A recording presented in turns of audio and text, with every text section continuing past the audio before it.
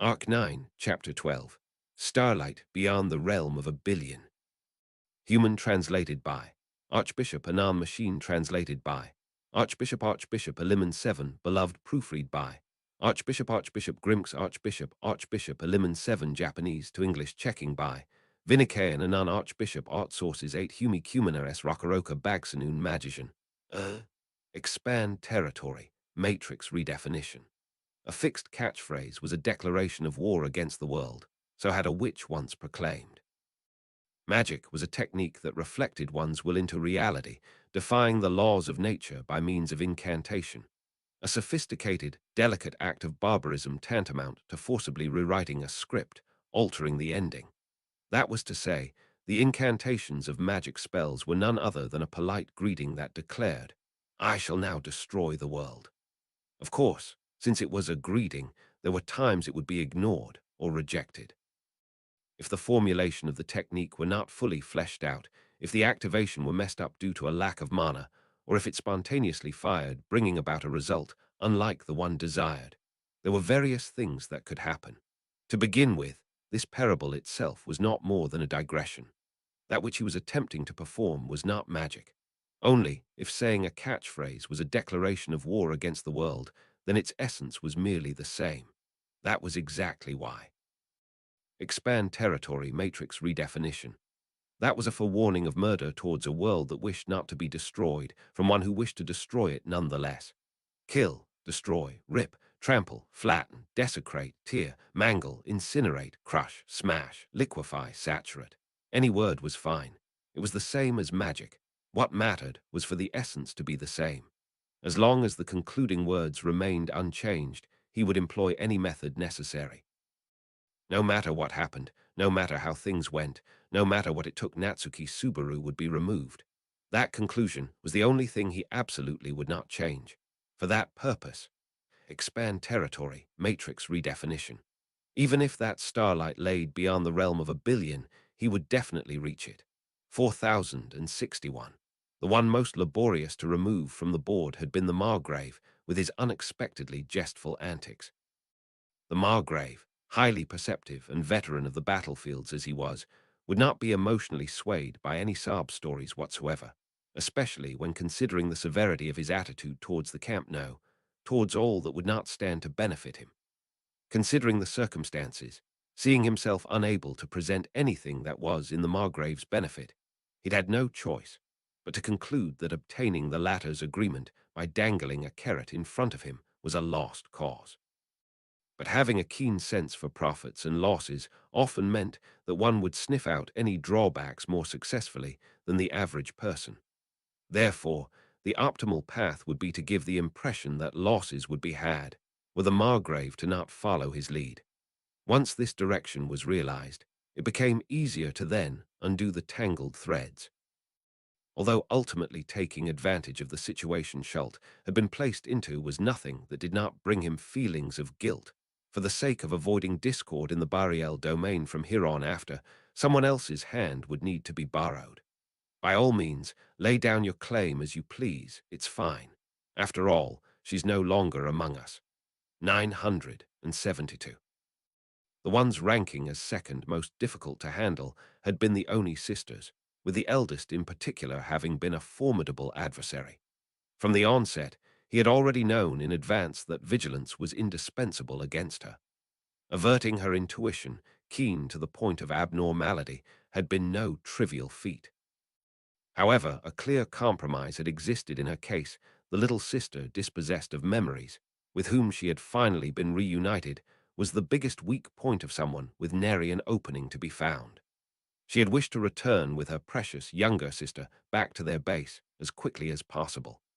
As awareness of this had always been present, possessing a method with which to nudge that forth would be a positive. But being that the balancing act between blatantness and nonchalantness had been of truly fiendish difficulty, unceasingly heading towards a goal he could not at all reach had been troublesome. And finally, though her caution had been lower compared to the eldest, the young sister, having built herself up on top of her lost memories through many twists and turns in the Empire, and having forged a bond that she would not display openly, remained a daunting enemy as well. Making use of their sisterly love brings pain to my heart, but it's fine. After all, she's no longer among us. 633. The one most challenging to extract emotional understanding from had been the Internal Affairs Minister, unsparing to outsiders as he was. Contrary to his soft looks, he was the owner of a tough personality, and misinterpreting him as a pushover could lead to one getting burnt. He was an opponent that forced one to feel apprehension akin to going up against a horned bull. The way to put him on the ropes had been similar to what had been employed with the Margrave, but because he was much more humane compared to the latter, by bringing up a pragmatic common ground, conditions were worked out, forcing him to give a yes. No weapons, an interval of 3 days, and their trusted military officer accompanying them all were restrictions that, due to being only natural, hurt not. Desiring even more than that from him would be perilous. He had been made aware of this 100 times. After all, this was an opponent that, once dialogue was shut off, all hopes of reopening it would be gone. For him, too, the clincher had been self-same, making him consider the person who would feel morally responsible for his unstable self's departure. Exploiting his kindness makes me bitter, but it's fine. After all, she's no longer among us. 94. Though the number of attempts was small, omitting the one with rare blood from the traveling companions heading for the sand sea had been an absolute necessity.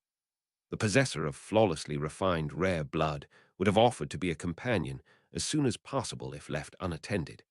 He had no doubts or averse feelings towards her humanity and abilities, but the blood flowing through her veins would have served to hinder his objectives. But the quickest and most reliable method to nudge someone deeply compassionate in the desired direction was to make use of their compassion. Once knowing their sense of belonging to a group, and knowing of their considerable dislike for going against the flow, it had not been difficult to pull them along a path that was easy to follow. At this point, he could say that he had a good idea regarding the majority of the relationships within the camp, those whom he had never met included. Was she made to believe that a bad pairing would be left as a result of her accompanying the party, and that would become a burden to the young child feeling forlorn, she would take the initiative and strive to resolve that issue. The idea was not to make the impossible possible. It was to actualize those non-zero possibilities. I don't have comforting words to offer, but it's fine. After all, she's no longer among us. 5. Given that he was deeply familiar with how to manipulate her heart, quite honestly, it had been a piece of cake. Compassionate and benevolent, and likewise overflowing with thoughtfulness, she was quite easy to deceive, and not knowing how to doubt the words coming from him. Her nature was that of taking things as frank and veracious.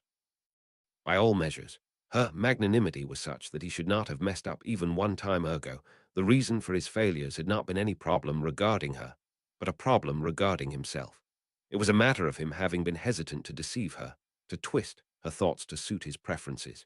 Were he to disregard that creaking of his heart, filling her amethyst eyes with grief would be easy. To begin with, she was someone who had been attempting to empathize with his wounds.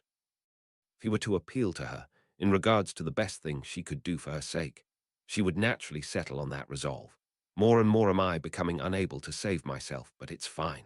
After all, she's no longer among us. 0. And in regards to Natsuki Subaru, he did not fail even once. He knew Natsuki Subaru through and through, and thus not a single shred of hesitation had existed within him. It was merely that he had only needed to assess the timing correctly. After all, Al-Shamak. When it came to requirements, dragging Beatrice into this trump card had been a matter of the utmost priority. Due to the unfamiliar incantation and the formulation of a never-before-seen technique, Beatrice's reaction had been delayed by a beat, and since she was what had been protecting Natsuki Subaru, a fatal opening had arisen. Instantaneously pulling his arm closer to her and moving to attempt a response could be called a paragon of contract spirits, and that had been Aldebaran's true aim. Aldebaran, 3 days. With 3 days, there'd be some caution that something might happen on the 3rd day. Al-Shamak, something of an anti-witch trump card, was a forbidden technique that aimed to forcibly shut its target's gate, preventing even their movements through restraints and a spell seal. In the sense that it was a technique whose existence had been prohibited from being revealed, Even the witch who had created it herself had avoided writing it down, passing it on only orally, and that, too, had been limited to only Aldebaran. Perhaps the reason why the inventor, why the witch had bequeathed this forbidden art, which was capable of killing even her, to Aldebaran exclusively had not been because of any affection or trust in her student. Rather, she had done so due to holding the logical belief that Aldebaran would not err in his usage of the technique, and that he would not employ it in any other way but to fulfill its purpose, and nothing more.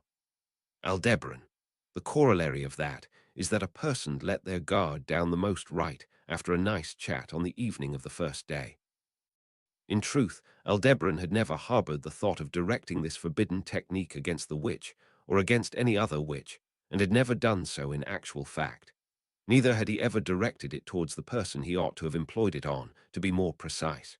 In other words, the forbidden technique she had devised and imparted unto him had at last seen the light of day. Aldebaran, I understand, bro, no, Natsuki Subaru. I won't kill you.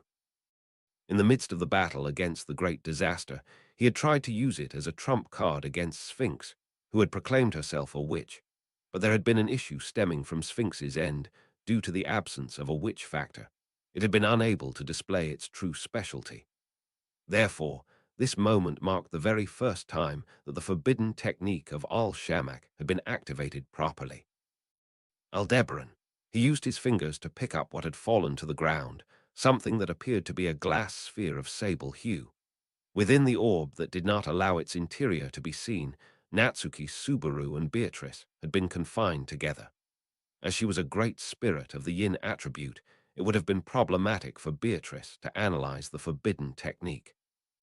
At the time he had enclosed her within the range of the magic, it had been a gamble whether or not she would also be included as a target of the forbidden art. But he had won the gamble.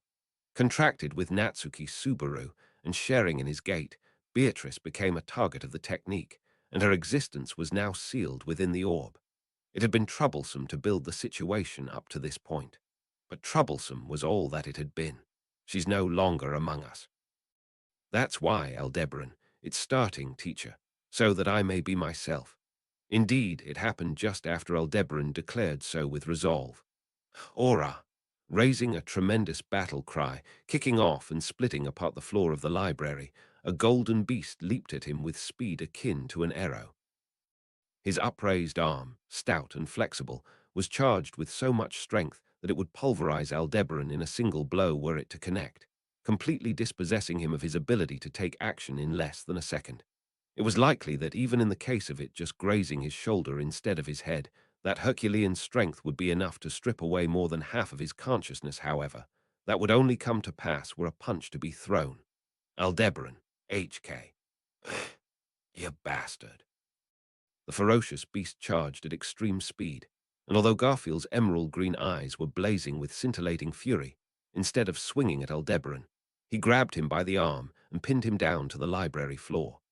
Being forced down by that sheer might without having taken a defensive stance, Aldebaran choked out a cry of pain as his jaw struck the floor.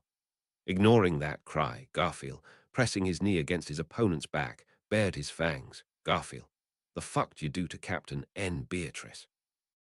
Where are they? That magic earlier, Aldebaran. You got it wrong, Garfjan. Garfield. When faced with Garfield's attempts to interrogate him, Aldebaran responded in a low voice. That caused an angered timbre to come out of Garfield's throat, but such a threat bore no meaning. In the first place, this dialogue itself bore no meaning whatsoever. Aldebaran, rather than pinning me down, the first thing you should have done is knock me out. While providing a sincere response to that meaningless dialogue, Aldebaran slid his tongue around within his mouth.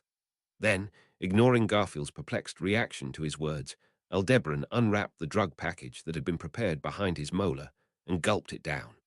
Then, as tremendous heat caused the blood throughout Aldebaran's body to boil, times, aura, kicking off the floor with explosive vigor, a ferocious beast charged forth with speed akin to an arrow. But that ferocious beast was not aiming to strike Aldebaran, but to grab his arm and hold him down. That moment, he dodged the incoming arm and raised his elbow. Garfield, Guo, Aldebaran. With this, his opponent's vigor would be hindered. Right after Aldebaran had thought so, an impact struck his torso. Garfield had received a blow to his nose from his own momentum colliding with Aldebaran's elbow, and unleashed a kick despite his nose bleeding, its singular strike demolishing Aldebaran's hip bone, sending the latter flying backwards. Becoming incapacitated would have been problematic. Garfield, bastard, Aldebaran, next. Collapsing together with several bookshelves, he unwrapped the drug package while buried in a mountain of books. The shock perforated his entire body, times. Aura. A ferocious beast charged forth in tandem with a battle cry, and as he dodged its arm, he flicked his elbow upward in response. Supposing he merely struck his opponent's nose like this, then the outcome would be the same as earlier. And although he understood this, Aldebaran had no means of evading a front kick unleashed with that speed. In that case, he just had to make sure that no front kick could be performed. Go, Baka. Upon the elbow that was about to collide with the charging face, he had placed a rock protector. Swinging with force akin to striking a pickle stone, he slammed it into his opponent's nose. As his nose basked in a counter that made use of his own momentum, Garfield was knocked back into midair, his nosebleed spraying everywhere as he flew past Aldebaran's flank. Aldebaran.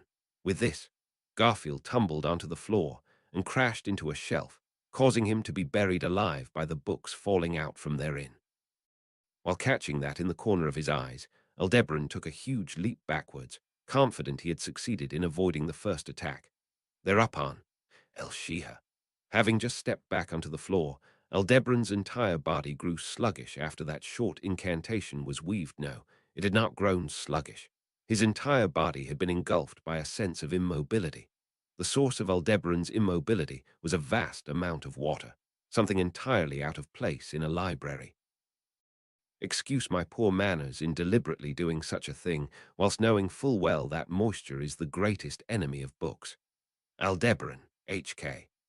However, producing a source of fire would have been unreasonable. Wind would have devastated the library, and earth would have soiled the books. Thus, I had wanted to avoid using them.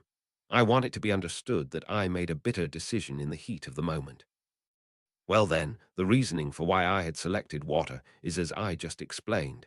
But with these words, the small individual with their hand, upraised towards him Ezo Cadna, waved his black cloak as he made a slow approach. Rather than that being him putting on airs, the reason was tactical, a magician's strategy to maintain vigilance on their opponent's movements. He was honored to be treated with such caution, but it did not seem like he would be able to meet those expectations. After all, enveloping Aldebaran was the minimum amount of water needed to cover his body completely, as if he were being fitted with a bodysuit made of water. He was dispossessed of both his freedom to breathe and freedom to move his body. Against that extraordinary capacity for magic, Aldebaran bore no means of contending. However, while Ezo maintained a fixed distance with Aldebaran, Ezo, Aldono, may I ask to hear an explanation to help me understand your side of the story? What was that earlier, that magic that is unknown to even me? More importantly, what happened to Natsuki Dono and Miss Beatrice? They were both worried that you might fall into despair and neglect your own self. To those two, 106. Ezo swiftly provided correct, sound reasoning that could rightly be called an adult's perspective. Contrary to his juvenile appearance, Ezo Cadna was a surprisingly honest and sincere person. He would return sincerity with sincerity and respond to respect with respect. Such was the earnestness ingrained in his roots. Therefore, when facing off against Ezo, it was absolutely indispensable to have sincerity and respect. As long as that was maintained, he would remain passive no matter what. His personality was that of expecting far too much from others. In that regard, his way of being fundamentally differed from that of Roswal, despite them both being magicians. If it were Roswal, he would swiftly scorch Aldebaran's limbs, ravage his lungs with wind to rob him of his consciousness, and take away his freedom by imprisoning him in earth, all the while not paying mind to how he was impacting the books of the dead. Ezo would not do that. That was why. Ezo, HK, such a foolish act. Cutting off his words, as Ezo yelled with a stiff expression, Aldebaran's face within the watery membrane was clouded over by a hue of deep red. It was evidence that he had regurgitated his roasted, melted viscera, having passed through his throat and out his mouth. Without delay, Ezo undid the magic restraint and attempted to shift gears to healing magic, but it was already too late. By the time he had thought it in his head, he was no longer able to catch up to Aldebaran, times, El Shiha, El Dana. Compared to the graceful and refined incantation, his was an unshapely incantation without a fragment of elegance. But activated while he was panting, the clumsy earthen armor quickly covered Aldebaran's body, and as to override the delicate film of water, it absorbed all the liquid. What? The earthen armor was instantly converted to armor of mud, allowing Aldebaran to resume stepping on the floor, an action that ought to have been obstructed, before leaping backwards as his armor fell apart. While his heels slid across the library's floor, he withdrew to a farther position, gaining a clear line of sight on the two who were directing hostility toward him. Ezo, remaining vigilant towards him, and Garfield, buried under the books from a collapsed shelf. Garfield, don't fuck with me. Thrusting his arm out of the mountain of books, Garfield made his comeback while pushing away the collapsed bookshelf. Stepping forth with large strides so as to not tread on the fallen books, he glared at Aldebaran. Wiping off the blood smeared on his snout with the back of his hand, the bleeding ceased in just a few seconds. From the very roots of their existences, the combat strength of his body was fundamentally different from Aldebaran's. Dragging his burly, stout body forward, Garfield was about to advance further towards him. Ezo, please wait, Garfield-kun. It would be perilous to approach heedlessly. Garfield, this really the time to be saying that, Sensei-san. Captain N. Beatrice got done in by that fucking incomprehensible ball. As soon as possible, I gotta. Ezo, that is precisely why. That sort of magic, even I do not have knowledge of it. And above all else, he has just displayed that he is able to perfectly endure both of our attacks. It is abnormal. Garfield, HK. Ezo, not once have I ever revealed my cards to him, and yet he was able to perfectly deal with the water binding by soaking it up with earth. This cannot be explained as him merely being skilled in the art of war. Act with composure. You and I are the only ones here capable of restraining him. Keeping the hot-headed Garfield in check, Ezo adjusted his voice to a tone of composure. It was clear that Ezo's words were persuasive, as the rage and agitation on Garfield's expression gradually subsided. Above all else, it was Ezo's insight, perceiving and alluding to a fragment of Aldebaran's cheat ability as a sense of unease through just a single bout of combat, that was abnormal. As a matter of fact, Ezo's words were correct. No matter how much he had attempted to come up with an ingenious solution, he did not have any way to omit Ezo and Flam, who had already arrived at the tower, or Garfield, who was accompanying them as the result of a compromise reached with the Emilia camp. But at the same time, it could be said that he had succeeded in suppressing the opponent's forces down to just a combo of an extremely powerful warrior and a magician. Aldebaran, even so, it's still 100 times more troublesome than any regular difficulty. Grumbling his complaints like curses, Aldebaran carefully surveyed the two. Ezo, who was keeping a watchful eye on his movements, and Garfield, who had regained composure at Ezo's words. They had prepared an exceedingly burdensome attitude. That was why Garfield, why a bastard. Ezo, HK, such a foolish act. Listening to the shocked voices of Garfield and Ezo, Aldebaran crumbled to his knees. Collapsing forward onto the floor, all strength fading from his body as he tumbled down the library steps, copious amounts of blood gushing out from the base of his helmet, times. Please wait, Garfield-kun. It would be perilous to approach heedlessly. The moment Ezo called out to keep Garfield in check, Aldebaran grabbed the bookshelf beside him and heaved it down to launch an attack on Ezo, who was further down on the steps, with a domino effect. Normally, the bookshelves of Taygeta would be held down by the weight of the books of the dead and would thus not easily fall over, but that would change altogether were there to be stones stealthily wedged underneath the bookshelves. 397.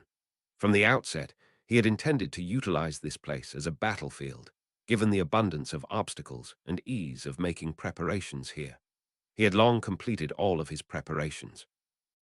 Every time they got suspicious, he just had to send it forth to the next opportunity. Shit. As the bookshelves collapsed towards him, Ezo swiftly gave rise to a gale, forcibly stopping the domino effect and attempting to cease damage from befalling the books of the dead falling to the floor. That concern for the books was quite admirable, but Aldebaran, donor. Subsequently, the bookshelves to Ezo's left, right, and rear were all knocked over, surrounding him on all sides. With that wave of collapsing shelves and the avalanche of books, Ez ultimately gave up on protecting the books with a great amount of anguish, and from there rode upon the wind to jump out of the way, escaping damage. Garfield, Sensei-san. Then, a Garfield who had not been held back by Ezo widened his eyes and faced Aldebaran with an expression of pure rage. At the emerald green eyes flaming with frenzied indignation, Aldebaran doubled down. In his hand, between his middle, ring, and pinky fingers was grasped a black orb, and lifting his helmet with the 2 fingers that remained, he thrust it into the gap, Aldebaran. Gulp. Though it was quite large, and gave the absolute worst feeling as it passed through his throat, he forced it down into his stomach. Garfield, you bastard. Having witnessed that act, Garfield surrendered himself to the eruption of fury and charged forward. At that sensation of a powerful, troublesome gale pursuing him at speeds the eye could not keep up with, Aldebaran was sent flying by a punch, while harboring the conviction that he had successfully severed the cooperation of his opponents and eliminated Garfield's composure. An unrelenting fist boring into his internal organs, dinner spilled back out to the interior of his helmet as he felt like he was about to vomit up the orb that had just entered his belly, and he bit down on his molars. And then Aldebaran, expand territory, matrix redefinition. Once again, he declared war against the world. Rage had painted Garfield's vision completely red. A part of that rage was directed at Al, who had transformed Subaru and Beatrice into a black sphere, but the larger part of it was aimed at his own pathetic self. Garfield had had an important role entrusted to him by Otto, Emilia, and the others. All of them were eager to be with Subaru, who had finally returned from the Valatian Empire. However, everyone had their own roles to fulfill, so they had swallowed their various emotions and entrusted everything to Garfield. Of course, Beatrice, Petra, and Maylie, who had accompanied them, also held roles they were expected to play. Even so, Garfield's role had been to ensure Subaru's safety. That was why Garfield, my amazing self's a fucking dumbass. His molars, cracked from intense clenching, were repaired by the divine protection of earth spirits, only to then crack again from the continued clenching. That, truly, was the extent of Garfield's rage. He had been keeping a close eye on Al's actions. Bearing in mind Ezo's opinion, which he had heard at the top of the tower, he had been strongly aware that he needed to keep a close watch on Al to make sure he did not do anything reckless with Subaru and company. But at the same time, Garfield had someone else to keep his eye on other than Al. It was none other than Subaru himself. Listen, Garfield, please keep a close eye on Natsuki-san. While he most likely will not act recklessly because of Priscilla-sama, he might inadvertently do anything in his power for Alsan. Garfield, HK. The caution instilled in him by the one who was like his older brother had been slightly dulled by the additional caution he had received later. As a result, Garfield's reaction to Al's activity had been half a step late. Al had made the most out of that half step, as if he had seen through it perfectly. No, it was not only that half step that Al had anticipated. He had seen through the entire stride beyond that as well. Garfield, Rua. The backfist of the roaring Garfield was narrowly dodged by his opponent, who had crouched just in time. The power of the strike was reduced to him merely grazing the enemy with the underside of his little finger, causing Garfield to grit his teeth. He kept missing. No matter how many punches he threw, he could not land a clean hit with a single one. As for his opponent, Aldebaran, donor, a brief incantation and the sensation of magic interfering with the world made Garfield's hair stand on end as his body leaned forward. In the subsequent moment, a block of stone that had appeared airborne struck Garfield's face with a noticeable impact, as if to meet the angle at which he had tilted his head. A pained groan escaped his mouth, and his lip was split. In terms of power, it was a weak blow. For Garfield, who had fought against high-class warriors in the Empire, who had even clashed with a dragon, it was far from enough to incapacitate him, let alone cause a significant injury. However, he did not believe that this was the result of his opponent holding back. Aldebaran, huff, huff, breathing heavily. Al, who had cast the spell that had struck Garfield's face, remained on guard without a hint of relaxation. His apparent exhaustion was not a ruse to induce Garfield's carelessness. He was genuinely out of breath. It was only a matter of course. According to Garfield's assessment, the difference in ability between them was so significant that Al would be incapacitated by even a single powerful blow. Perhaps it would not even require a powerful blow. If even one of Garfield's barrage of punches were to land, it would terminate the fight. In the span of a single breath, he could unleash dozens of such finishing blows. Needless to say, facing such a situation would drain both one's mental and physical strength. Even though that ought to go without saying, Garfield, it just won't hit, HK. Bewildered, Garfield was unable to make heads or tails of what was occurring to him. Al's movements and counterattacks revealed a significant gap in skill when compared to Garfield. This was not a matter of arrogance, but rather because, as a warrior, Garfield was far superior to Al, and yet, attacks that should have landed and evasions that should have been successful were failing completely. Garfield's attacks continued to miss, while Al's attacks continued to land. While they lacked the power necessary to critically injure Garfield, the bothersome attacks were sufficient to halt his movement and to prevent follow-up strikes. Garfield-kun, step aside. I will provide support.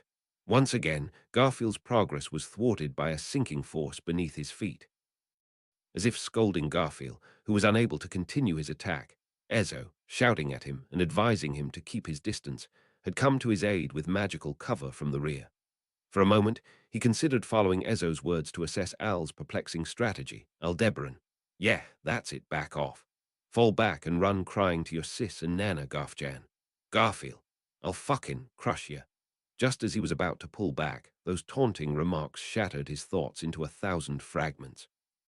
Garfield's vision turned vermilion with rage as he swung his arms wide and charged at Al this time. He was determined not to stop for anything, no matter the interference. If his arms and legs were dodged, he would just ram his whole body into him and grapple him down. Aldebaran, honestly, that'd be the toughest thing to deal with. Sensing Garfield's intent, Al muttered with a heavy breath. Garfield planted his foot firmly on the ground, fearing any earth manipulation beneath him. He then launched himself forward with a swift kick, propelling his body forward. Garfield's body approached directly toward Al with tremendous force. Suddenly, his vision blurred. Garfield. Gah! A familiar sensation struck Garfield's eyes, and a groan escaped his throat. It was the same feeling he'd had upon encountering the sand wind in the sand sea on their way to the tower. Tiny grains of sand had flown into Garfield's eyes, mercilessly robbing him of his sight. Yet another of Al's dirty tricks. It was enough to make him stop in surprise, unless he was determined that his arms and legs would not waver, no matter what. Al had been most wary of this reckless assault. As such, even with his sight having been snatched away, the best course of action for Garfield was to latch onto him with some part of his body and rob him of his combat ability. Ezo, Garfield-kun. Just as he decided to continue his assault, Ezo's desperate voice called out to him. Hearing Ezo's voice warning of danger, Garfield felt something closing in straight towards his nose. He opened his mouth wide and caught it with his fangs. A full-force punch aimed to crush Garfield's face right after he had been blinded, meant to bait him in. But that was not enough to break Garfield's resolve to do whatever it took. Garfield, I'll F Hicks if Leia Dumbash. With the sensation of his fangs sinking into the fist and stopping it, Garfield tightened his jaw, promising to heal Al after stripping him of his ability to do battle. It was a cold-blooded decision, but Al was one-armed. He fought with only his right arm, and were he to be robbed of the function of his one remaining arm, he would no longer be able to fight. So Garfield intended to rip it apart from the wrist to the elbow. Garfield. As he increased his bite force, he realized something. The fist Garfield caught in his bite was shaped like Al's left hand, which he should not have. Garfield, bewog. In the next instant, Al's fist in Garfield's mouth swelled up violently, shattering his jawbone under the pressure and sending shards of his upper and lower canines flying through the air. Furthermore, the fingers that had extended into his mouth jabbed deep into Garfield's throat, triggering an unbearable gag reflex. a response triggered when fingers were thrust down one's throat and paralyzing him. Then, a calculated, hard, and heavy blow struck Garfield's jaw diagonally. Garfield, K-H. Blinded and thrown into blackness, Garfield felt the sensation of his whole world flipping upside down. Having been struck on the jaw, his brain rattled, and his sense of balance vanished, making it impossible to stay on his feet as his knees buckled. Being utterly overwhelmed so one-sidedly, Garfield belatedly realized something. Ezzo's desperate cry had been a deliberate warning, anticipating that if Garfield were to take Al's attack head-on, this would be the result. In other words, this all had been as per Al's bait. Aldebaran, remember when I said recklessness is the toughest thing to deal with? I lied. Those who don't think ain't a threat to me. The frustration and humiliation from those taunting words continued to paint Garfield's thoughts a deeper and deeper shade of red. A relentless, successive onslaught like a storm or tornado. For a person at its mercy, being blown away like a leaf or a twig would be the only outcome. To that extent, such a battle should have been one-sided, yet on the contrary, the results favored the opposite side. Garfield Khan. Witnessing such an anomaly materializing before his very eyes, Ez cried out from behind Garfield. Garfield, swinging his arms wide, had charged forwards at Al to prevent him from escaping. He could clearly see his field of vision being robbed by a thin veil of sand that had been spread into his path. There had been no magical reaction. This simple blinding of sand, which hailed from outside the tower, was the result of scattering sand taken from the stairs that rose from the sand sea. Subsequently, catching sight of the attack that followed that blinding, Ezzo had screamed. Al had employed magic to reconstruct his missing arm out of earth and had thrown a punch with it. Garfield had opened his mouth wide, attempting to bite down upon the arm of earth, but that would only end poorly. Ezzo's grim premonition proved true, for the earthen arm violently exploded within Garfield's mouth. Garfield, Bewag.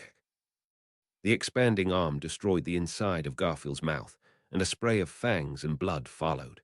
To add to that, having encased his right hand in a gauntlet of stone, Al delivered a powerful sideways punch to the jaw of the stupefied Garfield. Garfield collapsed to his knees. His successive movements were efficient, extremely so. Ezzo, something of this sort should not be possible, even in prearranged sparring. As Al brilliantly halted Garfield's advance with a barrage of blows, with strikes that would have been impossible to execute even if the sequence had been part of a martial arts demonstration, Ezzo's vigilance continued to rise to its zenith. However, were Garfield to stop his movements, it would be rather fortuitous. Ezzo, any scope for underestimating you as someone of a lesser rank no longer exists. Be prepared to lose more than just that left arm of yours. At least one leg will be going. Ul-Shiha, being unable to unleash it thus far due to his concern for Garfield, who had been fighting in close quarters with Al, he attempted to rob his opponent of their combat strength with powerful magic. Conforming to Ezzo's incantation, the mana that was released intervened in accordance with its magic formula, and the world was rewritten. What was then unleashed was a fierce torrent of wind. Disguised as a water-manipulating Shiha-class incantation, this was a faux incantation that, in practice, could alter the magic that had actually been invoked. In addition, combining that faux incantation with a voicelessly incanted Goa, a trap in the form of a pincer attack from both the front and the rear had been set. The simultaneous casting of two different spells was a highly advanced technique, to the extent that it was said to only be possible if one had two brains to think it through, and there were no more than 5 individuals in the entire world who could achieve it. Compared to Roswell, who was one among them, the presence of a momentary gap in Ezzo's simultaneous casting was undeniable. However, it fell within the scope of what could be compensated for through the combined use of faux incantation and voiceless incantation. Ezzo, with this, even if not decisive, it would still deliver a fatal blow. Such was Ezzo's assessment, but it was completely painted over by Al's actions thereon. Without hesitation, Al turned his back upon the rampage of the invisible wind that approached from before him, and while taking the onrush of that wind upon his back, plunged into the blazing inferno behind him. Of course, this firepower was not meant to incinerate, but if one were to be directly hit, serious burns would be inevitable. Within that, Al was defenseless now. He shaped the stone gauntlet on his right arm into a thin shield, breaking through that inferno head-on. Aldebaran, Ura. Even if he could break through that wall of flame, he would still be caught in the wind and be blown away. Immediately, Al would have been swept away by the wind, and his entire body would have slammed against the walls and floor, rendering him unable to move. However, Ezo, ludicrous.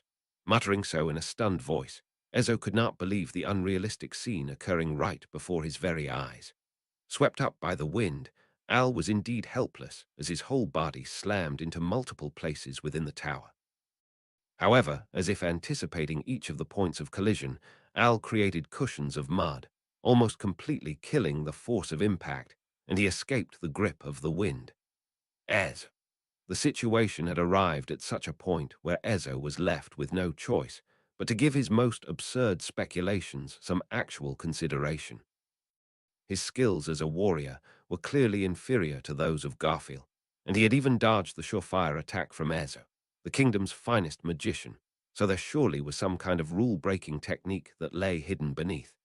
If he were to guess, what was most likely would be Ezo, unbelievable and extremely short-term observation into the future. At the fact that such a ridiculous possibility required serious examination, Ez could not help but feel a shiver down to his core. It was said that, amongst outstanding warriors and martial artists, there were those who could read into the presence of their opponents and intuitively discern their next move.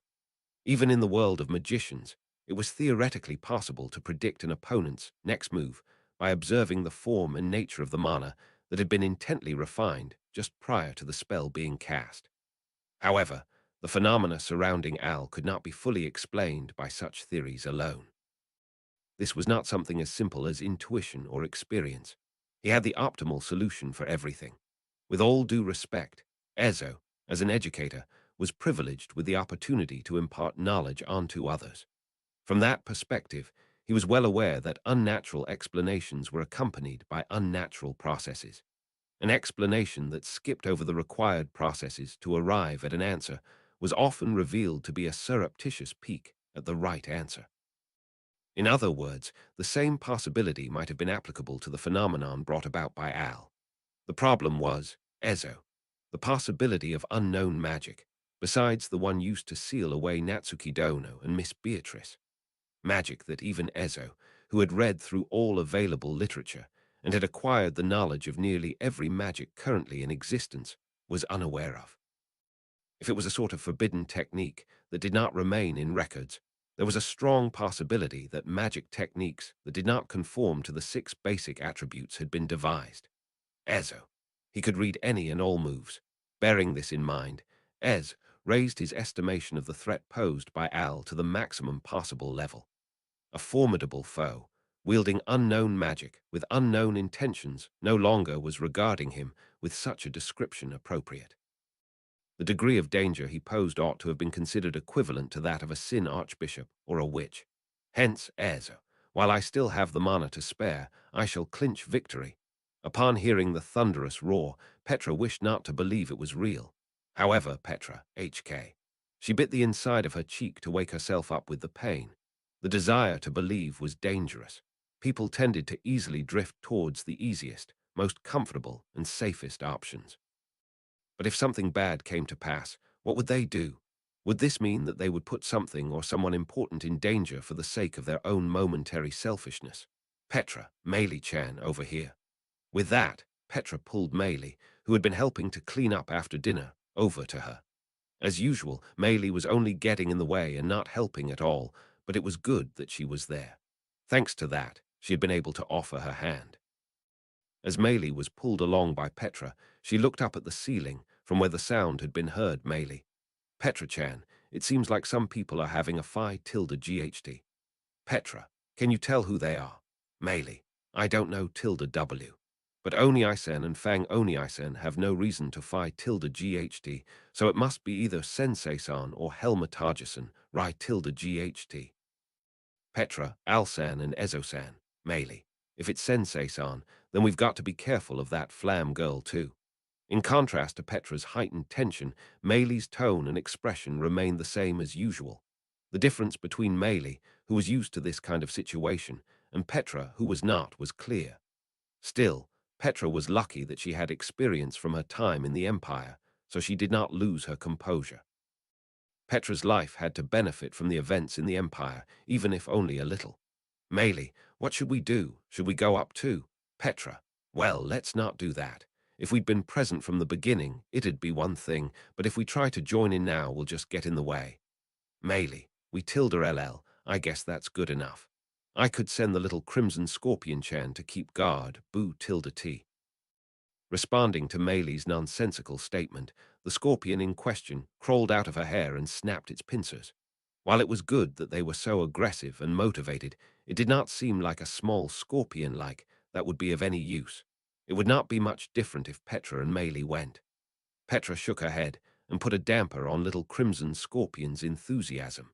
On top of that, Petra, we need to be prepared for anything that might happen. Based on what Meili had said, it is highly likely that someone was fighting on an upper floor in the library where the books of the dead were kept. There were people who had headed there to work after dinner, and naturally, the two people Meili had mentioned were included, and one of them was Natsuki Subaru. Petra, Subaru, as if she were praying, Petra wished for his safety. Beside him were Beatrice and Garfield. With those two by his side, she hoped that he would be much safer than if she was there herself. Just then, Petra, Meili, Petra HK Garfsan. Without warning, Petra leaped to her feet at the sound of Garfield's thunderous voice. Upon hearing Petra's reply, Garfield rushed into the room where Petra and the others were. Petra was delighted to see a familiar face, but she could not afford to even express such. Petra, you're badly hurt. What happened? You need to get medical treatment right away. Garfield, now hurry up N. Char's some yang mag on me. Rigged away. Petra HK. Garfield, his face covered in blood and several teeth missing, made his appeal, and Petra momentarily tensed up before immediately strengthening Garfield's body with yang magic. Her unrefined yang magic was something rather unstable to use on someone other than herself, but Garfield's fierce expression left her no choice. In that case, Petra had no choice but to overcome her immaturity right here and now. Garfield, Ra, Meili, Kaire. While under the effect of Petra's yang magic, Garfield then forcibly thrust his hands into the floor of the room and tore up the stone flooring with brute strength. A shriek escaped Meili's lips at Garfield's incomprehensible actions, and then asked him, W, what are you doi tilde ng?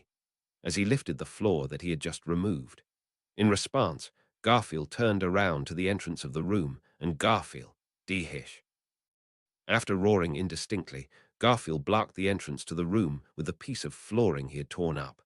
Petra wanted to question him about what had happened, thinking that he was trying to prevent anyone from coming in. However, she quickly realized that that had not been the issue at hand. The reason Garfield had blocked the entrance became clear from what could be seen through the gap beneath the sealed door. Meili, wa tilde ter. Once again, Meili screamed, and the small crimson scorpion on her head also stretched its pincers and tail to the heavens in surprise. Petra's round eyes widened as she looked beyond the entrance blocked by Garfield, and she could hear and feel the presence of a torrent of water that flooded the hallway of the tower's fourth floor with tremendous force. Why had it been made? For what purpose? And by whom? Garfield, if you're reading Ahi, then how bow an attack you can't block, even if you know it's coming. As he braced his feet against the floor, continuously withstanding the force of the raging water, Garfield's cheeks contorted. Petra was horrified by Garfield's vicious, belligerent smile mixed with anger. Who exactly was Garfield fighting with such an expression on his face? And why had he rushed alone to Petra and Meili? Petra, hang in there. Biting back the many questions that filled her chest, Petra reached out to support Garfield's back. Garfield, HK. With Petra's hand on his back, Garfield's entire body tensed up with strength. Of course, Petra's slender arms could never add to Garfield's strength.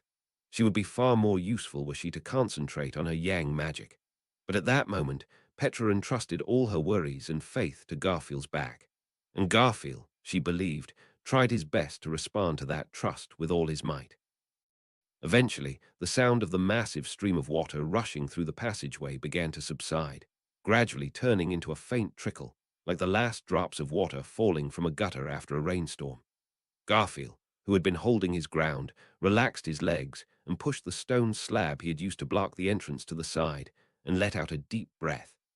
He then began to turn around to face Petra, who was still touching his back. Garfield Khan, come here. Upstairs, not to the Tegeta side.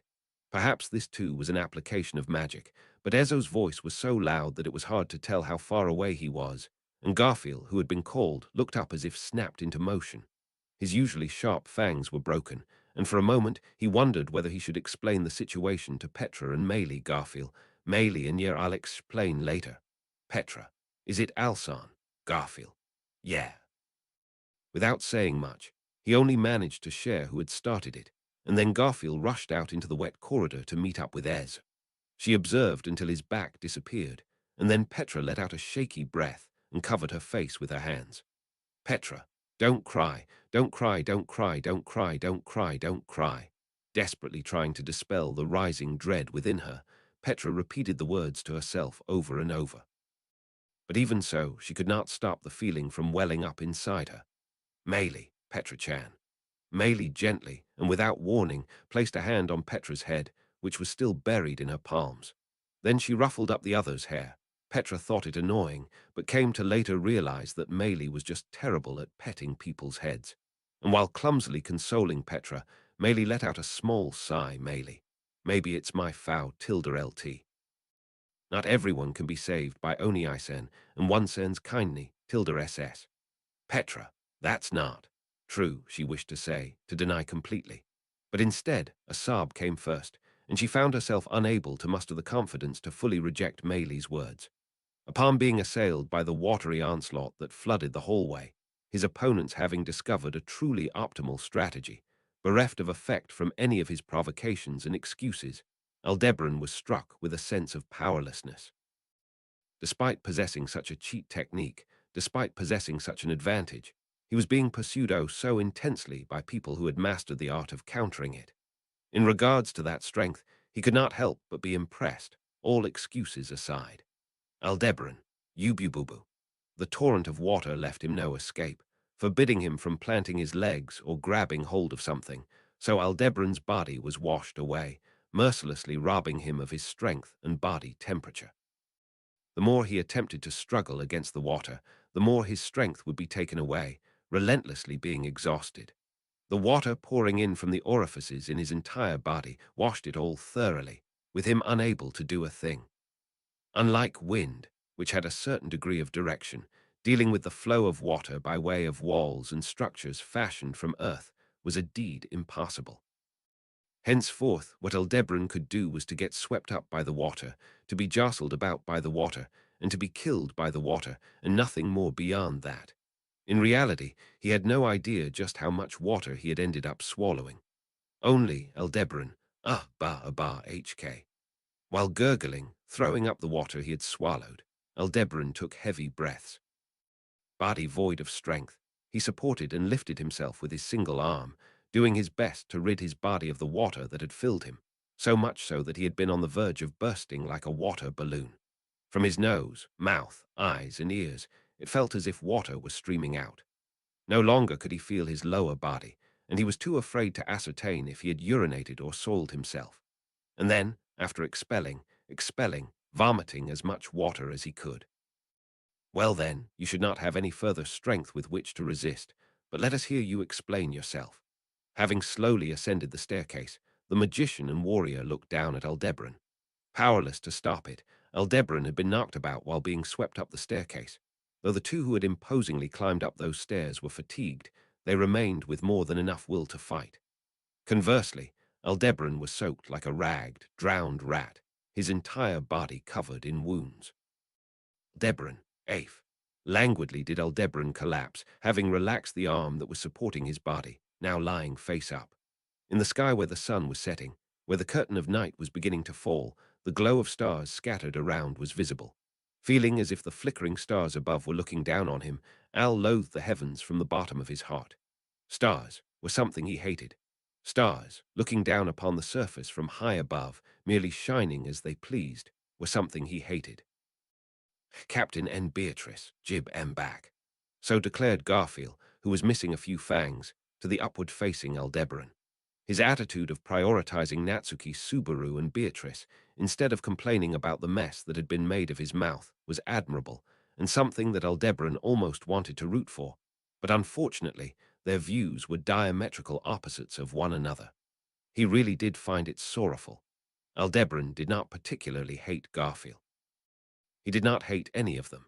He hated neither Garfield nor Ezo, who he had just fought against, nor did he hate Petra nor Meili nor Flam, who were present in this tower, nor did he hate any of the people he would probably end up fighting against hereafter. The only ones he hated were himself and Natsuki Subaru. Garfield, oi bastard, you're listening. Ezo, please calm down, Garfield-kun. Even if you consider his silence as a provocation here, Aldono cannot help it. In addition, the provocation would be meaningless. He ought to understand by now. Garfield, Ezo, it seems that you somehow possess the ability to utilize an unknown magic, a type of forbidden art, but that is not to say it is omnipotent. Whether it be I, or likely somebody else, it shall be countered. No matter how skilled you may be in the art of war, you cannot win all your battles. Keeping the emotional Garfield in check, Ezo spoke, rational to the bitter end. Those words were quite persuasive to Al, with whom Ezo had done as he pleased till the current time. Through his definite strength and perceptiveness, Ezo had defeated Aldebaran's authority. At this moment, since Aldebaran could not even lift a single finger, he could not make excuses. It was just that, Aldebaran, Ezo Dono, it's precisely as you say. I can't win every battle. Still lying on his back, Aldebaran affirmed Ezo's words. At that comment, Garfield and Ezo each displayed their own unique reactions. Garfield showed frustration, and Ezo showed increasing vigilance. That they did not lose their focus even after he had declared such vexed him. It vexes me, but it's fine. After all, she's no longer among us. 748. That was the number of attempts in which he had drifted aimlessly, all while experiencing a sense of helplessness at not being able to do anything in particular. The only variable he had been able to test had been the place towards which the current would sweep him away. After being washed away by the water, there was nothing Aldebaran could do, tiny as he was. Instead, until he drew the winning ticket, on and on and on and on, he was washed away without end. And then, at long last, he drew it. Aldebaran, I can't win every battle. That's why I just gotta win the final one. Ezo, what are you, Aldebaran? I want to get over here. This place is my one and only victory condition. Ignoring Ezo and Garfield as question marks floated above their heads, Aldebaran continued so. He did not have the time to wait for a reply. Even now, he was just spewing any nonsense he could think of as to keep himself from losing consciousness. Neither was he boasting of success, nor did he intend to pester them with a declaration of victory. Merely, he wished for them to understand. Just a portion of all the stardust Aldebaran had piled up, he wished for them to understand. Aldebaran. As the pair gave off signs of bewilderment, Aldebaran, still lying on the floor, raised his arm and pointed in a certain direction. Realizing that something had fallen at the place towards which Aldebaran was pointing, Ezo and Garfield's throats both choked up. That was clear. Even if they did not comprehend the significance of that being here, they likely had gained a sense of unease. That was, Garfield, is dat a book of the dead? Ezo, whose? Albeit having been submerged, that book of the dead was one which yet maintained the form of a book. While gazing at its sodden pages, lying on the floor in an open state, the eyes of the two widened in shock, their voices trembled.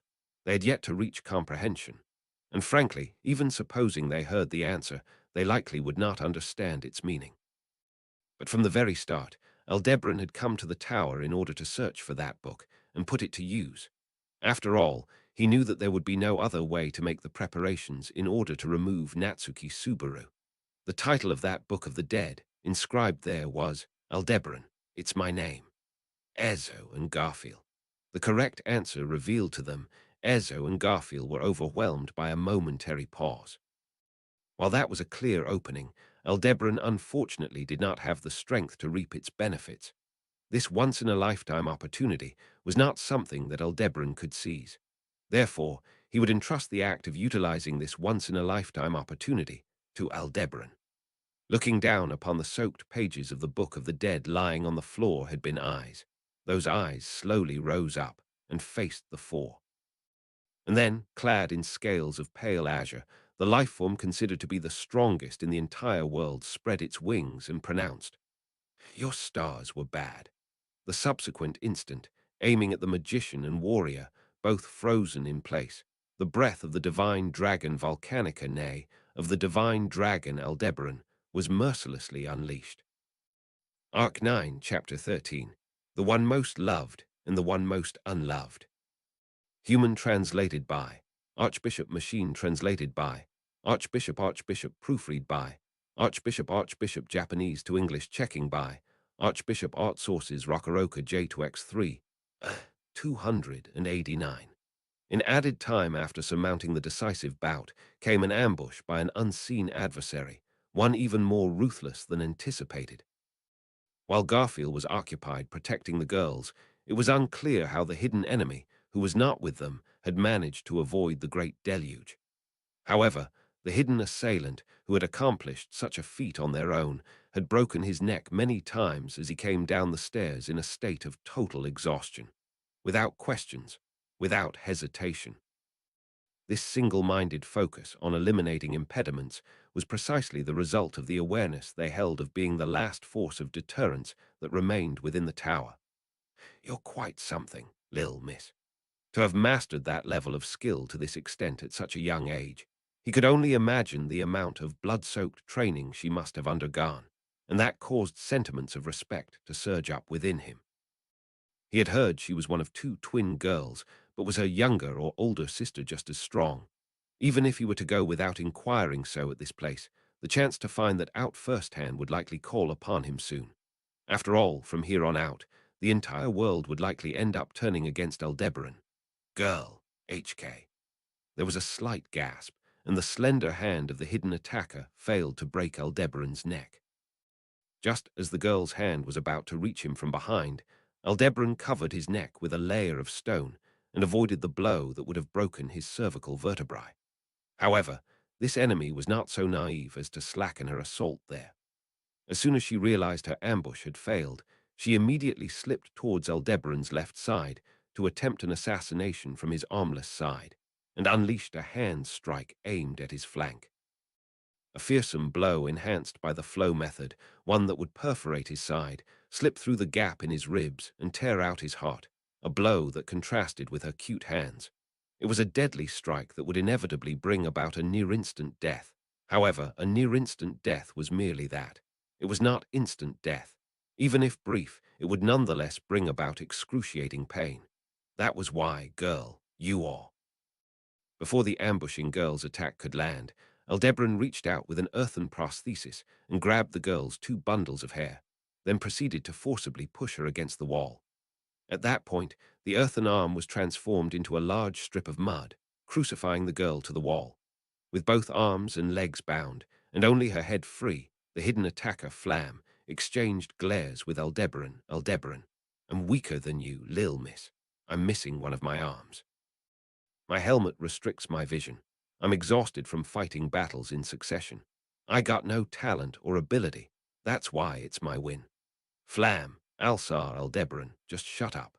Snapping the fingers of his right hand in front of Flam's face, he blocked up her mouth with a stone gag. If she could use her hands and feet, she could have easily removed it, but being unable to move them, she was at his mercy. And so it could finally be said that the bonus track had been cleared. Aldebaran. He heaved a long, deep sigh. There was not a shred of relief in that sigh. Instead, it conveyed a sense of depression that had nothing to do with the sense of accomplishment from actually having done it. To begin with, using a mountain climbing analogy, this was still the base camp, no matter how much of a positive thinker one was. No one would do something so ridiculous as getting overly excited at the base camp. Not to mention, this accomplishment of his was not something to be proud of. "Aldebaran, why, even if you look at me like that, I can't give you any excuses, Lil, Mrs." As he said this, Aldebaran turned around and looked at the two girls standing silently, staring at him in the corridor of the fourth floor. One had cold hostility in her almond-shaped eyes, while the other had a sense of urgency in her round eyes. "This little one is angry, so could you please not come any clo, Tilda, sir?" As Aldebaran turned halfway around to face them, The girl with the braid melee moved to confront him. Perched on top of her blue hair was a witch beast, a lively character who had appeared several times during the journey to and within the tower. Its tail, which emitted a faint glow, was also an unexpectedly formidable offensive organ. Of course, that was only if it struck a vital point without warning, but Aldebaran. Well, I understand you don't want me to get close. First place, I don't feel like harming you, lil missus. Melee, you car-tilde me all the way down here to look for us, didn't yo tilde you? So that's absolutely ridiculous. Aldebaran, while it's true that I came to look for you, the reason isn't what you think. At Melee's cold attitude, Aldebaran played with the seam of his helmet with his fingers while he took care to choose his words. While they were talking, the girl who had been quietly watching them said, "Reason," in a soft voice, and then, what was the reason you came down, Alsan? As Petra asked the question firmly, without averting her gaze, Aldebaran fell silent. Aldebaran. As a former assassin, it was understandable that Melee was used to the harshness of the battlefield. However, it was surprising to see how tough Petra had become, given she was originally just a simple village girl training to become a maid. Aldebaran had timed it so that everyone would have been at their most relaxed and carried out this plan of action without anyone realizing the signs. In other words, Petra and the others had no idea what was going on. There must have been all kinds of questions, and a whirlwind of anxiety and confusion that wanted to burst out crying and screaming, swirling around in her little head. She did not let any of that show. Aldebaran, I fulfilled my objective. I've got no more business in this tower. So if you ask why, it was to come say goodbye.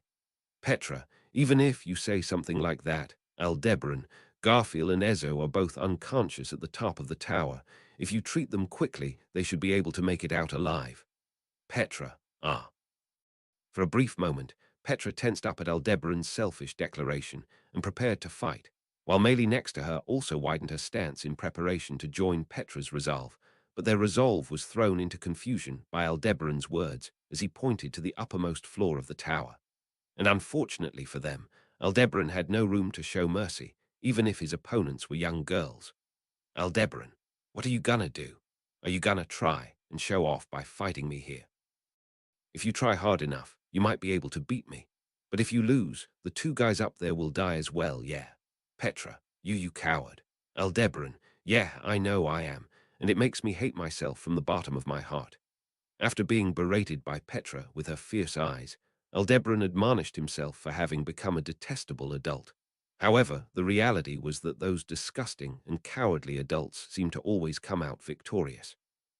Petra, being smart and brave, could properly calculate the risks of losing. She could not risk letting Garfield and Ezo die by picking a fight with slim chances of success. Melee, what ha tilde pipen to Oni Isan and Beatrice Jan, I wo tilde ender. Aldebaran, the two of them are asleep together like babies. They're so affectionate and close. It'd be cruel to separate them, and it'd break my heart, so I just couldn't. In response to Melee, who inquired about Subaru and Beatrice's safety on behalf of Petra, he gave that answer.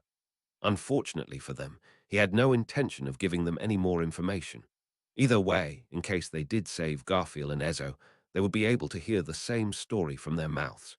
He did not want to carelessly provoke Petra and Melee, who were thinking rationally.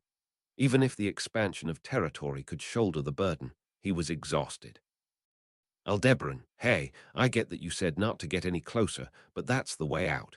I'm gonna have to go through. Aldebaran raised his hand to signal this, and he slowly advanced towards the girls. To show that he meant no harm, he kept his hand raised without lowering it.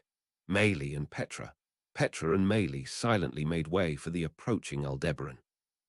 As he passed between the girls, who had moved out to either side, the only sound in the quiet passage was the clacking of the little crimson scorpion's pincers. The intimidating sound of the little crimson scorpion's pincers seemed to be a manifestation of the girls' dissatisfaction. Petra, you know, over these 3 days, I really did intend to help you out, Alsan. Aldebaran. Petra, I absolutely loathe you. Among all the wounds Aldebaran had sustained during his time at the Pleiades watchtower, the girl's tearful, wrung-out voice had undoubtedly been the gravest of all. At the time, Aldebaran descended onto the entrance to the tower. Unfolding, there was a heart-wrenching battle. one not dissimilar to the one that he had engaged in with Petra and Meili on the fourth floor. Partaking in that battle was a jet-black earth dragon who had made the great contribution of delivering their group, with Aldebaran in their ranks, to this tower, her name Patrash. And going head-to-head against Patrash was, "Yo, me, did you tie up all the loose ends?" Indeed, with a solemn, weighty voice, an enormous life-form spoke to him in a manner completely lacking in gravitas. As he calmly pushed open the large gate of the tower's entrance with his single hand, waiting for him there, facing off against Patrash, was a dragon with scales shining blue, a dragon formerly known as Volcanica, now Aldebaran. Patrash darted you. Squaring off against Aldebaran, Patrash neighed without relinquishing a single step. In all honesty, all of Subaru's female companions were mentally deranged. No, thinking back on it, all of the women Aldebaran had encountered were more or less the same. As for weak women, there was only a single person that came to mind. Whatever the case, Aldebaran, hey dragon me, stop picking on those smaller than yourself. You already look crazy enough. Doing that'll make you look way crazier than necessary. Aldebaran, don't call me crazy like that. If I'm crazy, then you've also gotta be just as nuts. Normally, even those who come up with this kind of thing wouldn't actually put it into practice. Something like hijacking the divine dragon, I mean. With a voice and appearance they were yet to be accustomed to having, Aldebaran spoke so while moving their wings. At Aldebaran's words, Aldebaran shrugged his shoulders. Even if he were labeled crazy or nuts by his own self, it was a desperate strategy that he had enacted because it was possible for him to do so. To begin with, since Aldebaran was also Aldebaran, there was no doubt that they would have done the same thing if placed in the same situation, so forcing such labels upon him like that was quite unreasonable. Aldebaran, sorry, Ground Dragon-chan. But you know, not moving's the right option. If you get taken out, Ground Dragon-chan, you aren't gonna be able to take any of your companions out from this sea of sand. Aldebaran. Aldebaran. What? Aldebaran, nothing, just thought that you really are me. Our ways of making threats are completely the same. In order to avoid a fight with Patrash, Aldebaran had employed the same logic that Aldebaran had used to threaten Petra and Meili. This fact was something that gave him boundless mixed feelings. Anyhow, Aldebaran, can you fly? Aldebaran, I can, I think. It's one of those things you get used to little by little. Aldebaran, that phrasing's brimming with apprehension. At the response from Aldebaran, somewhat lacking in reliability, Aldebaran climbed up the former's tail and hopped onto the dragon's back, though he himself could not hide the slight unease he felt. Then, clinging to one of the many protrusions on the dragon's scales, he called out, "Here we go." Aldebaran, lift off. The following instant, with a spirited yell and a flap of their wings, Aldebaran rose to the sky. Scattering the sand with a thunderous wind, the dragon swiftly climbed to a high altitude, all the way to the top part of the exceedingly tall Pleiades watchtower, and from there began to part from the tower. As the tower rapidly grew distant, Aldebaran looked back at those who he had left there. Aldebaran, no way are you having regrets. Aldebaran, I did have them. When it comes to regrets, I had them 400 years ago. Being made fun of by himself, who had a full grasp of his circumstances, Aldebaran clicked his tongue. What Aldebaran wished to say was the reality that he did not have the leeway to be looking back, and that was indeed correct. If this were to be likened to a mountain, then he was still only at the base camp. From here on out, aiming for the starlight beyond the realm of 1 billion that he had resolved himself to reach no matter what, Aldebaran could not afford to make even a single wrong move. Aldebaran, well, don't get too worked up on your own. I'll be with you from now on. That's at least a lil better, yeah. As their wings rapidly sliced through the night sky over the sand sea, Aldebaran spoke in high spirits. Although they'd had the memories shared by his Book of the Dead installed within them, that optimistic point of view likely stemmed from a difference in the vessel being occupied. Nonetheless, it was not good to be overly negative either. In reality, he had acquired backup more powerful than one could ever hope for. What remained was, that will be as far as you go. At the moment he was about to formulate his next course of action, light pierced him. Having violently crashed upon the ocean of sand in this chilly night, the dragon unhurriedly raised itself. Aldebaran, who had been nestled within the dragon's wings, shook his head and dropped down onto the sand. And then that composedly came into the view of the lone person and dragon, of the two distinct Aldebarans. Hair red akin to a burning flame, eyes blue akin to the clear skies, clad in an outfit of immaculate white as per his convictions, the chivalry he practiced, the existence ordained by the world. Flam, who was left behind at the tower, is one blessed with the divine protection of mind-speak. She and her sister Grassis are able to communicate without regard to distance and time, albeit only once per day. That was his explanation as to why he had hastened to this scene. Quite the honest response, one that was considerate and sympathetic towards the confusion of someone who had found themselves in an unreasonable situation. Aldebaran, thanks for the explanation. Are you used to people lodging complaints against you, perchance? I wish to clear the doubts I myself have first. There are many things I wish to question you on. Aldebaran, I advise you surrender. If possible, I would prefer to not cut you down. Declaring so, while touching the dragon's sword at his waist, the youth Reinhard van Astrea, before Aldebaran and Aldebaran both, magnificently asserted. Reinhard, his aura majestic, his posture gallant, his existence dazzling even amidst a world of night to this man bound to be a hero, as one bearing heroic reveries long decayed, this alone he wished to object. It was something that had been spoken to him many a time, but Aldebaran, quit putting on airs, hero. I'll win regardless. Your stars were bad. Gazed upon by a star-studded sky amidst a great ocean of sand, Aldebaran faced off against Reinhard. That was a confrontation irreconcilable between one whom the world loved and one whom it did not. Arc 9, Chapter 14, The Strongest. Human translated by Archbishop Machine translated by Archbishop Bruceff Archbishop Beloved proofread by Archbishop #750 Archbishop Isligud Archbishop Japanese to English checking by Archbishop Rejasu Vinikayan Art Sources Rakaroka Magician. Red hair blazed as a brilliant flame, blue eyes imprisoned the perfect clarity of the azure skies. From head to toe, this was a being created with heroism untainted, with naught an impurity.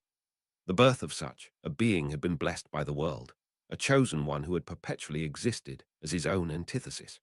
Standing imposingly in the center of the sprawling sand sea, under the chill of night, Reinhard cast his gaze, causing all the hairs on Aldebaran's body to stand on end. The sword saint, Reinhard van Astrea.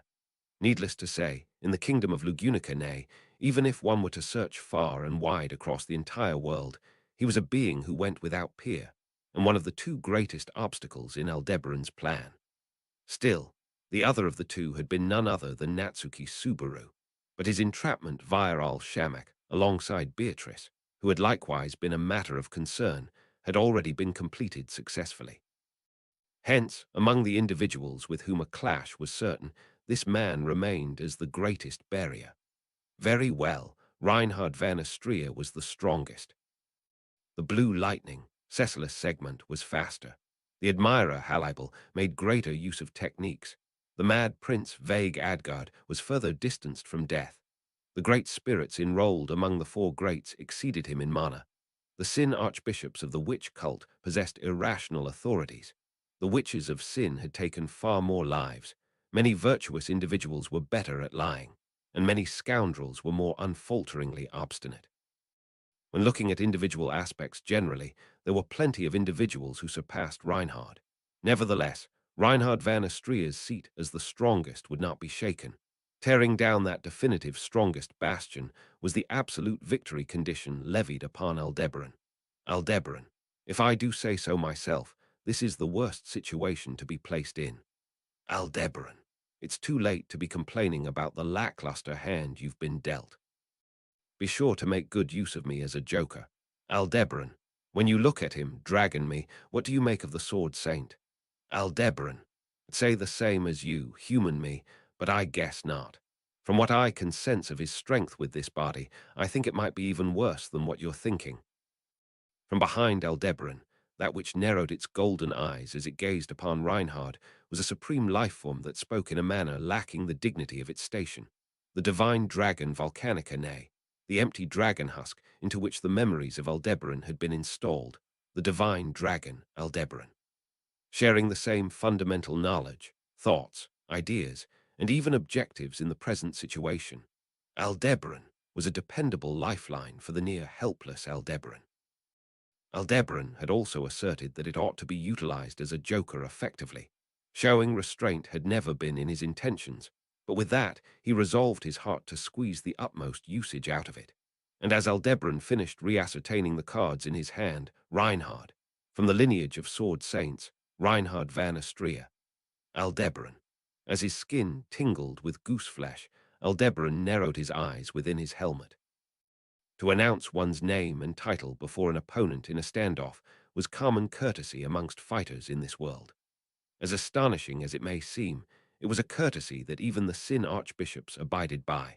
For some it was to uphold their pride, for some it was out of respect to their opponent, for some it served to immerse themselves in a superiority complex, and for some it invigorated their cowardly selves. It was something that people levied upon themselves for a variety of reasons. And the reason as to why the sword saint, Reinhard, was conforming to that courtesy was plain from the look in his eyes. In this situation, Reinhard was paying respect to Aldebaran, albeit he would have supposedly learned of what Aldebaran had done in the tower from Flam. He nonetheless had done so. Such was Reinhard's virtue, which simultaneously was the source of the unbridgeable gap between him and others. The way in which Aldebaran interpreted it was not something he would specifically reveal, but Aldebaran, Sin Archbishop of the witch cult representing Pride, Stride, Valatia, Reinhard, HK, Aldebaran, now wouldn't it be amusing if I said something like that? He made the decision to merely trample upon his opponent's respect in insult. Aldebaran, Bauruk. The response was one akin to sticking out his tongue to an outstretched hand, causing Reinhard's eyes to widen. Then, simultaneously with a clumsy roar, a white light surged towards the sword saint as he stood unflinching. Unaccustomed to piloting the freshly hijacked dragon husk, it was a terribly misshapen attack, however. The power of the dragon's breath unleashed from that almighty body was very much authentic. If the breath unleashed upon Garfield and Ezo on the highest floor of the Pleiades watchtower, right after overwriting its memories, were a sneeze, then this blast was charged with a definite intent for destruction. To demonstrate the difference in accumulated destructive force, a surging wave of white energy engulfed Reinhard, one that would alter the form of the deserted sand sea for the rest of all eternity. He did not think it could kill him. But if done without the intent to kill, there would not even be a fight. As proof of that, Aldebaran, HK fall back me. Aldebaran, you are.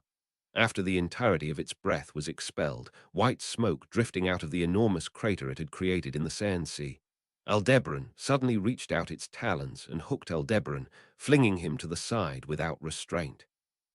Split off from his literal alternate self, Aldebaran's body was tossed about by the sudden betrayal, and across the mostly flattened sand he tumbled, tumbled, and tumbled until he braked. Then, expelling the sand that had intruded the gaps in his helmet, he looked up. He saw that, in truth, Aldebaran's actions had not been betrayal, but instead had been providing cover.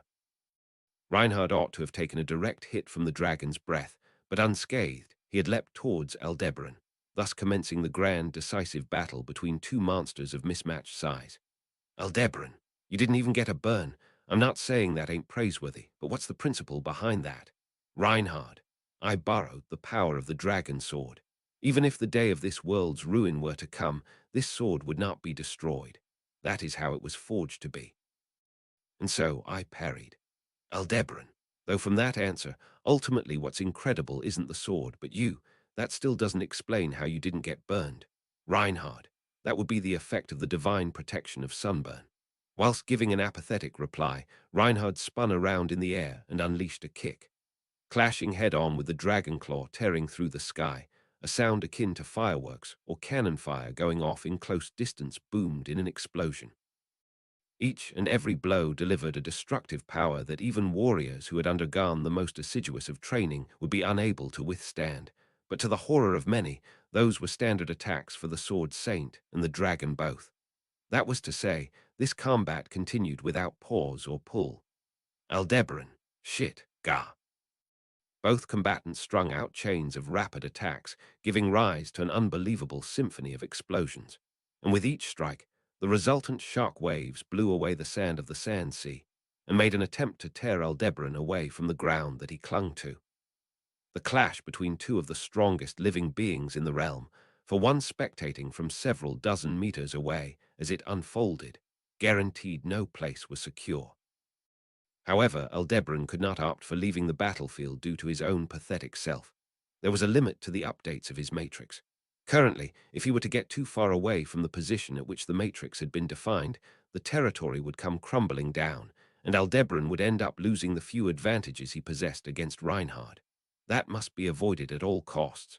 Reinhard, powerful. However, it is far too different from before.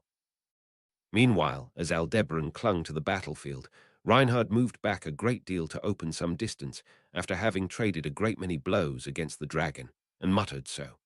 Placing a hand upon the hilt of the dragon sword, the sword saint was not even a little short on breath, and as he displayed his serious countenance, Aldebaran groaned an ah, without a hint of exhaustion.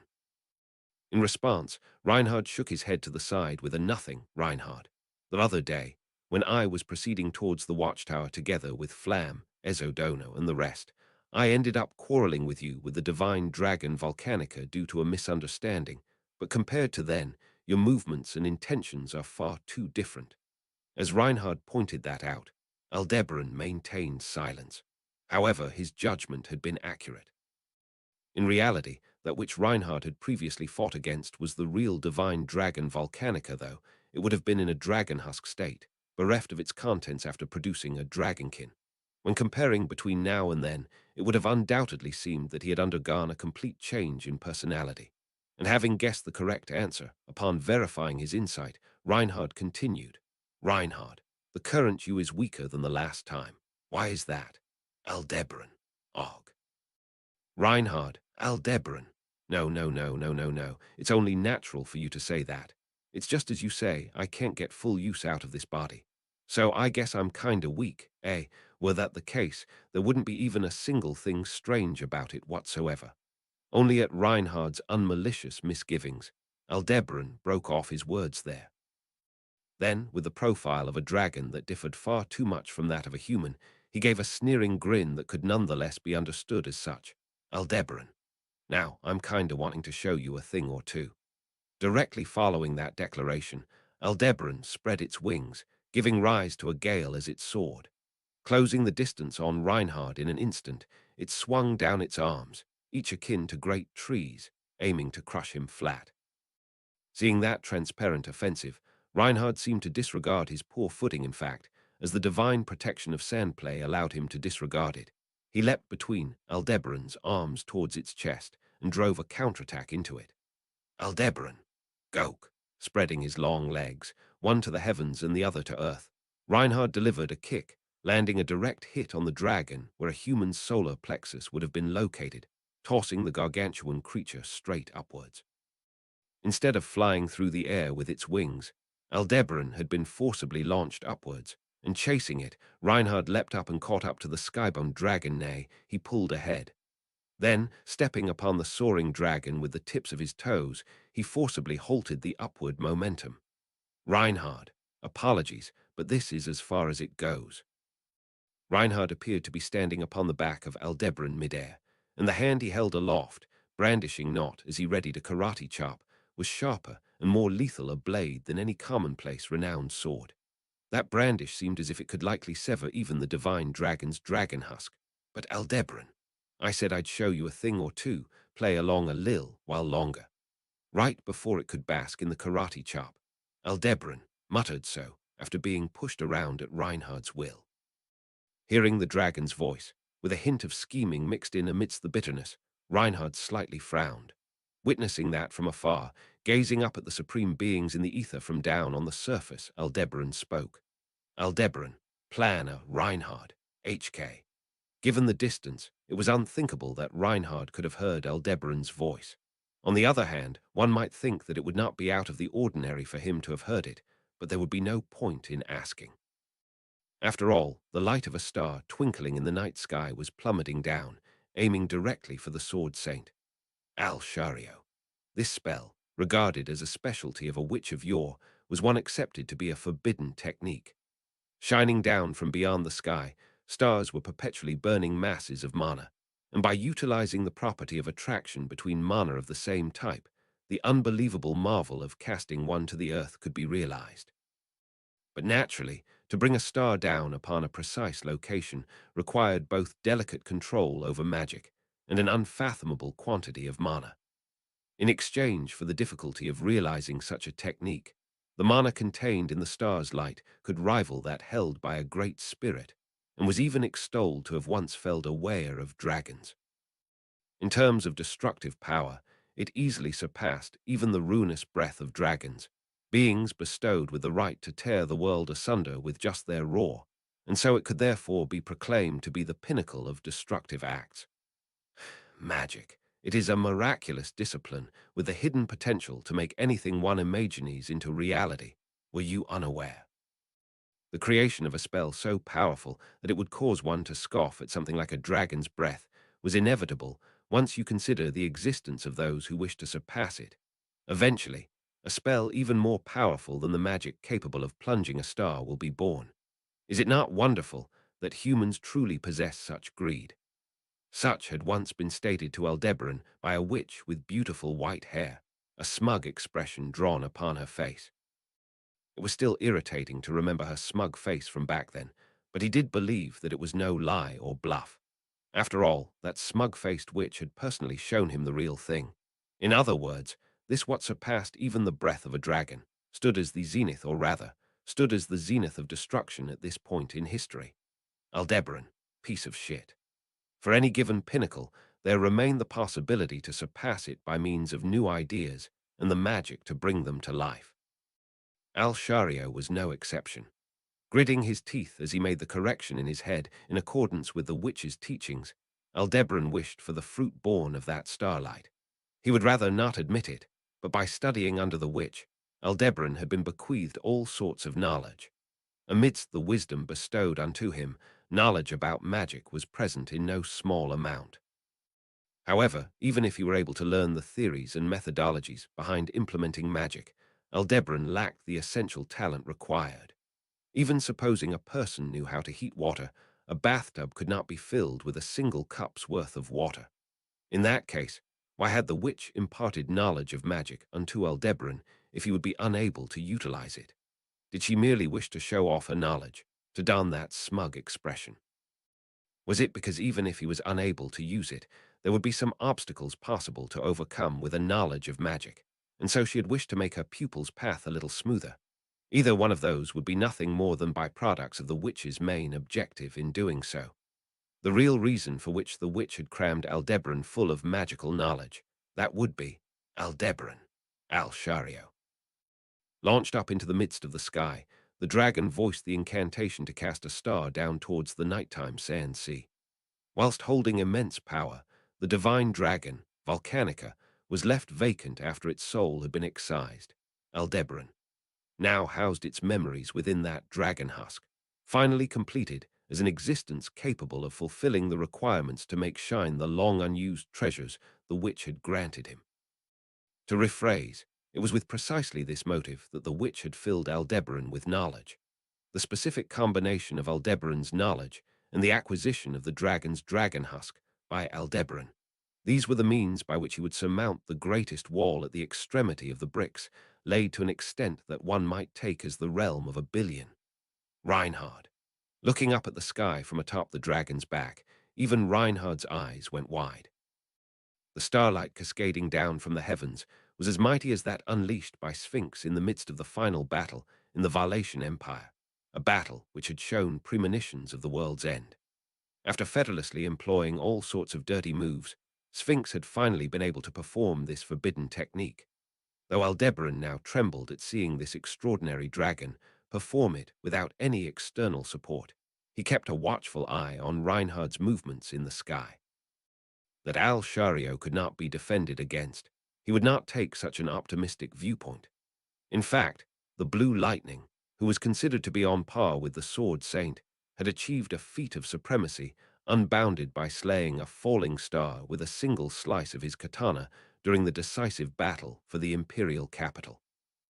That star had been cut down through the combined effect of Cecilus's swordsmanship and the dream sword's power.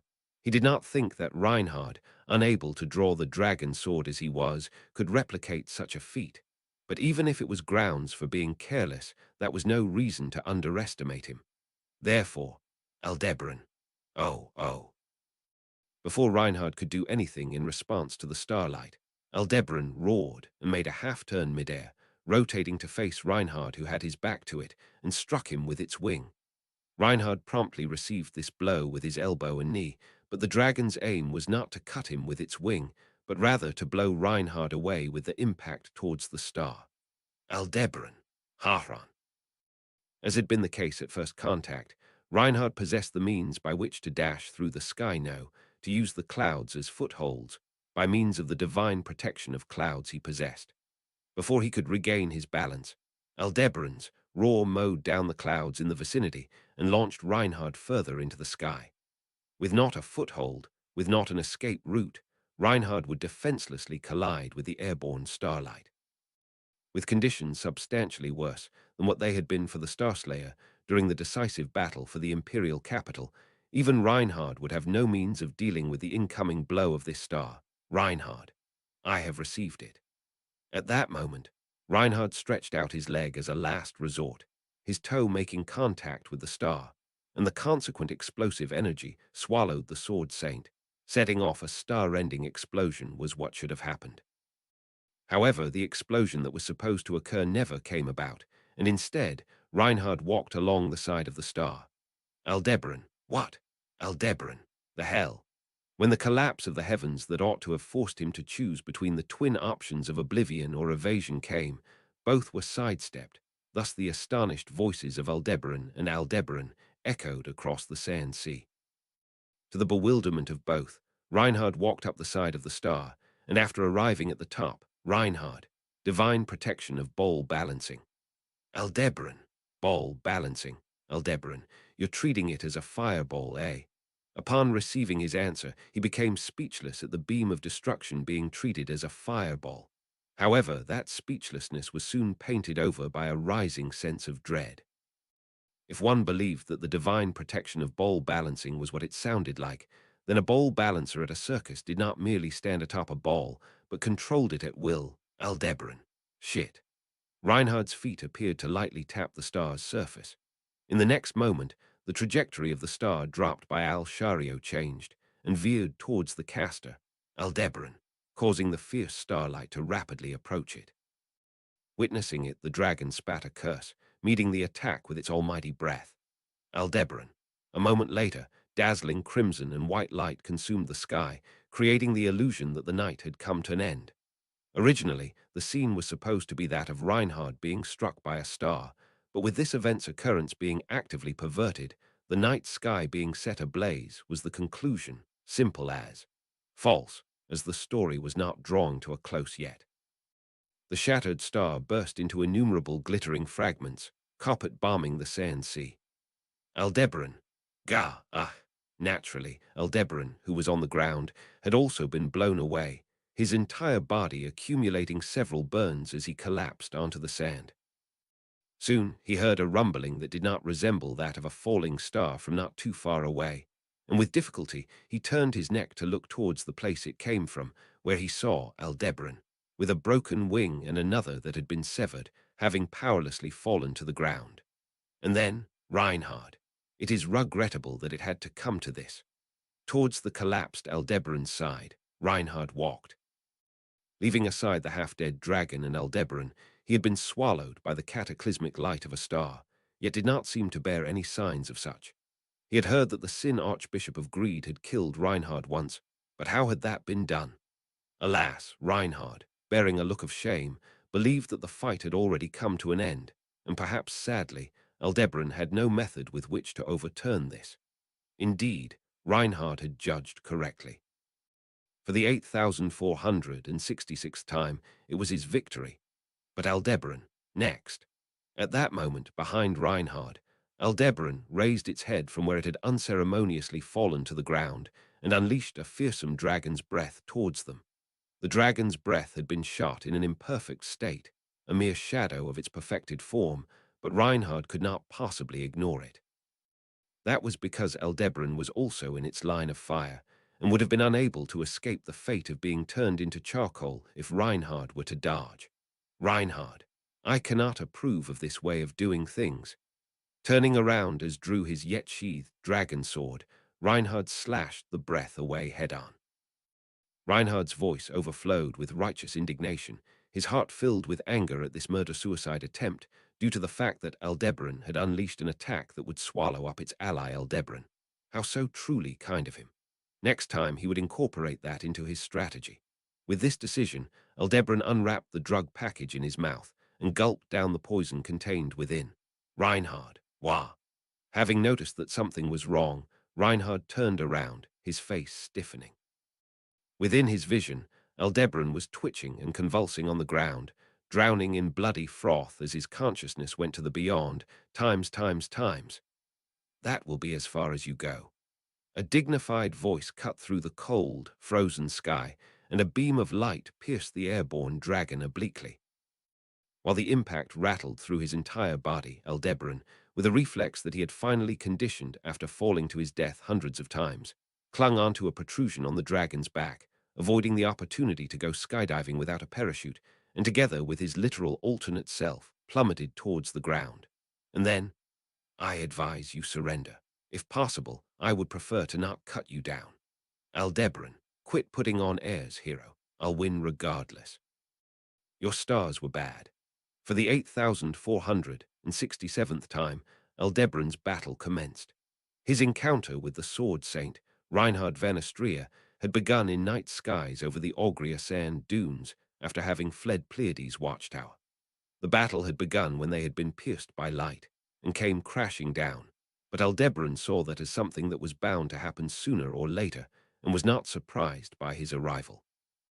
Although it was a confrontation he had understood would happen at some point, he felt like it had come upon him a little too soon. Rather, it would have been more desirable to be able to fight at a time when he was at a minimal level of exhaustion.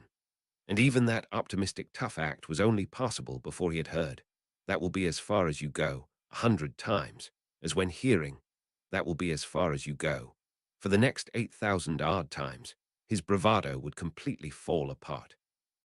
In reality, after the first, "That will be as far as you go," he would go on to hear it more than 100 times before he was gently caught by the dragon's wings and land safely upon the sand sea. Until then, he had met fates such as breaking his neck or spine in a crash landing, forcing him back to the "that will be as far as you go," giving him no choice but to try over and over again for reasons unbeknownst to him. Aldebaran, so the one who's been saying, "That will be as far as you go," was Reinhard this whole time.